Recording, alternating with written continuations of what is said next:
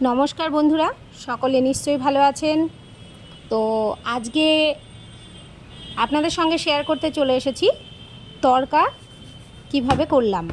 তো চলুন আপনাদের সঙ্গে শেয়ার করে নিই।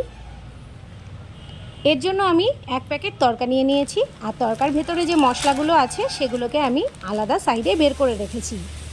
এইবার দেখুন, আমি একটা প্রেসার কুকারের মধ্যে তড়কাগুলোকে দিয়ে দিয়েছি, আর এর মধ্যে দিয়ে দিয়েছিলাম 1 চামচ লবণ, 1 চামচ হলুদ দিয়ে আমি সেদ্ধ করে নিয়েছি খুব ভালোভাবে সেদ্ধ হয়ে গেছে এটি।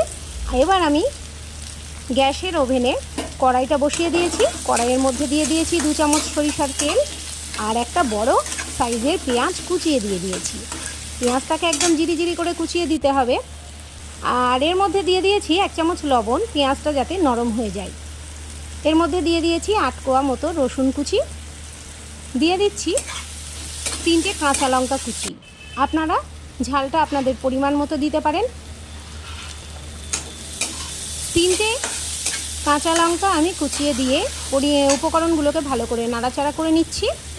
এবার আমি এর মধ্যে দিয়ে দিচ্ছি একটা বড় সাইজের টমেটো কুচিয়ে, দিয়ে দিচ্ছি সামান্য একটু চিনি, এতে স্বাদটা আরও দ্বিগুণ হয়ে যায়।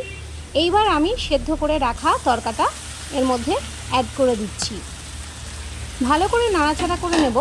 নাড়াচাড়া করার সময় আমাকে খেয়াল রাখতে হবে যে গ্যাসটা যাতে জোরে না থাকে।